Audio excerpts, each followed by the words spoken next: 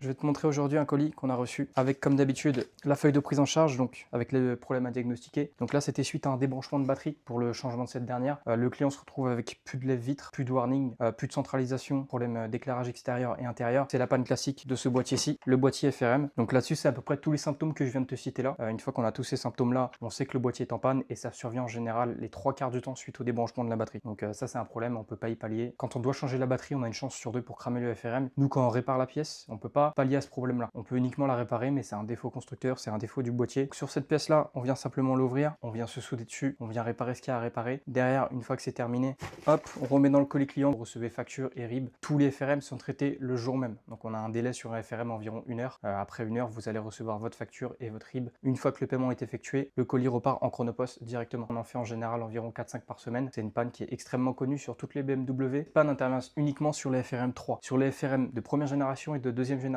on ne peut pas réparer cette panne-là. C'est pas exactement pareil, mais il y a des symptômes similaires, mais on ne peut réparer que les FRM de troisième génération. Donc sur les BMW à partir de 2006-2007 et jusqu'en 2012-2013 et également les Mini R56.